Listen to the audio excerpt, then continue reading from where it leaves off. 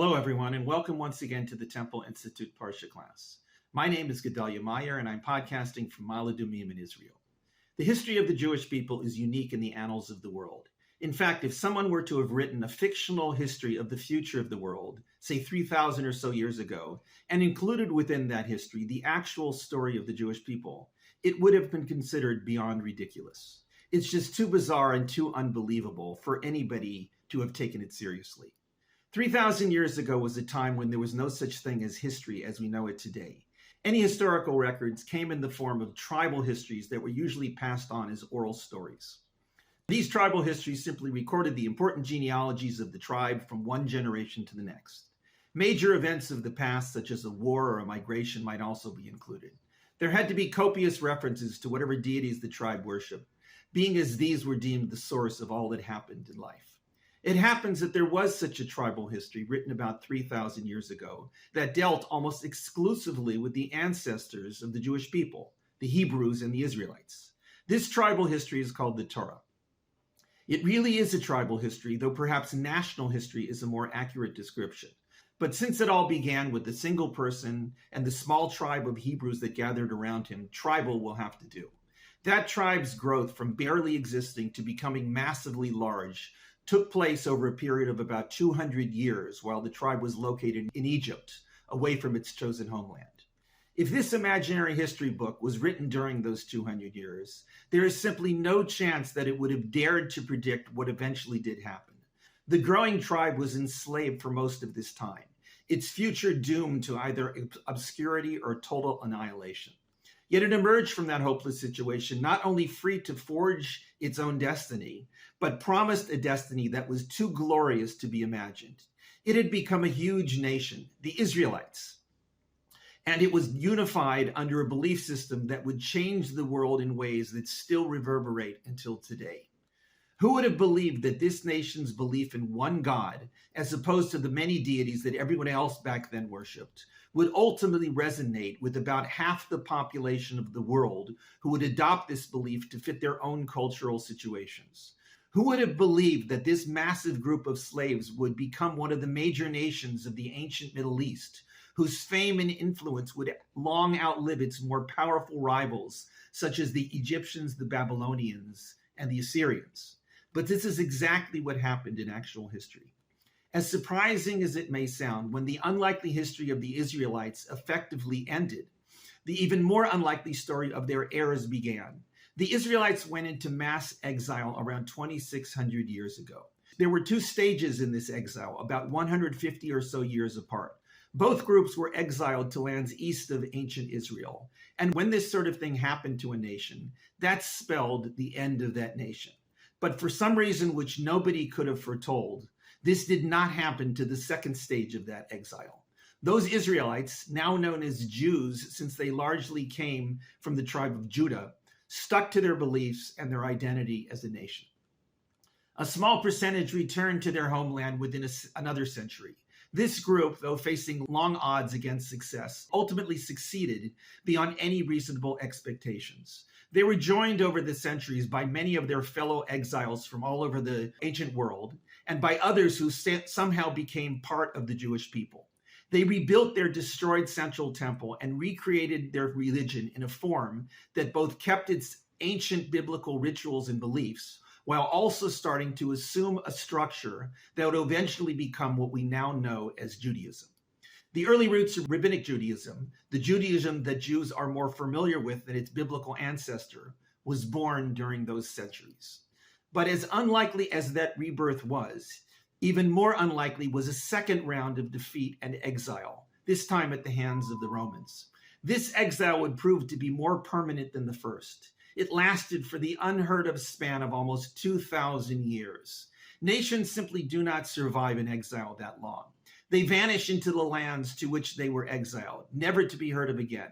But for some reason that cannot be rationally explained, the Jews refused to go that route. They preserved their collective identity in exile, remaining Jews almost as if some force of destiny was guiding things so that they would also be there like a relic kept in a family chest. Why did they do this? Why did the nations in which they lived tolerate this or even insist upon it? Nobody knows, but it remains the greatest mystery in the collective history of the world.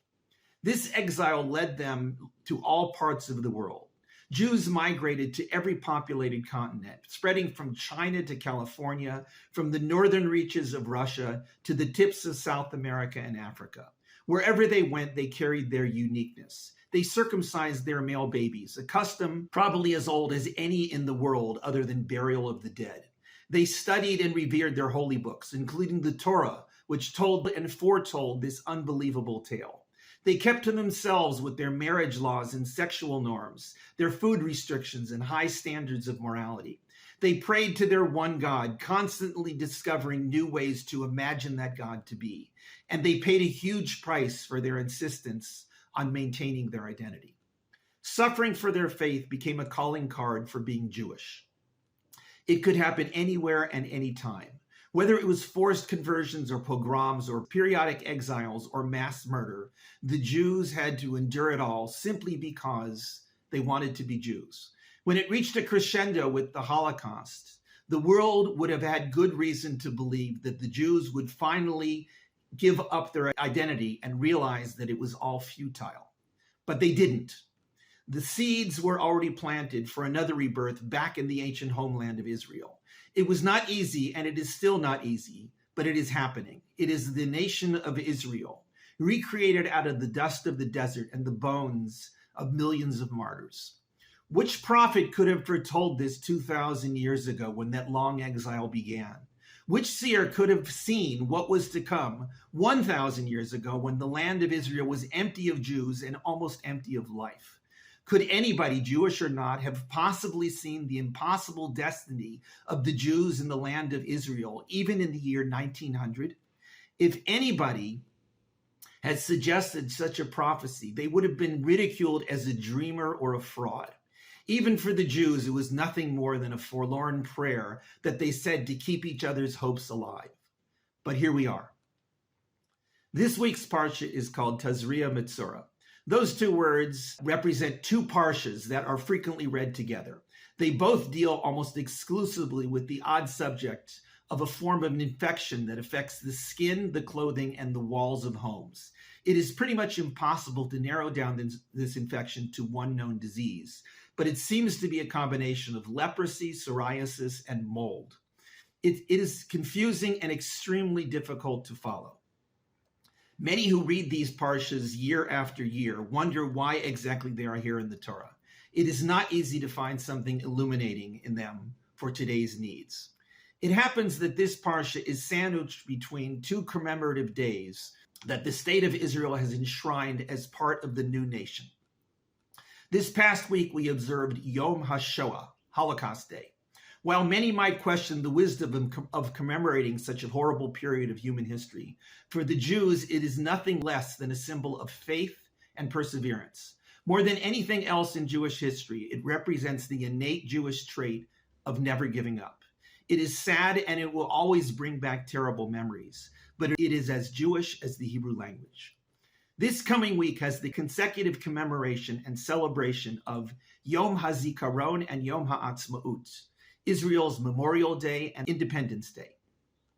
The first remembers those who died in the many wars and terror attacks Israel has undergone in its effort to make this impossible dream come to fruition.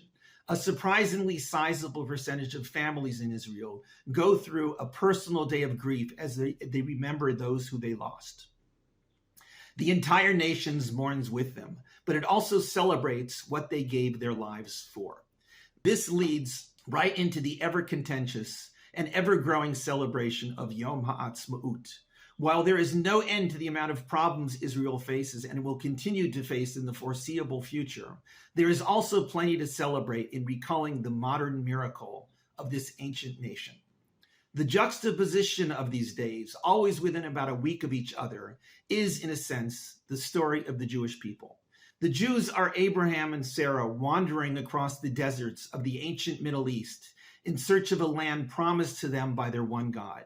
They are Moshe and the Israelites experiencing the Exodus and receiving the Torah at Mount Sinai. They are prophets and kings, farmers working the land, and their wives drawing water from the wells.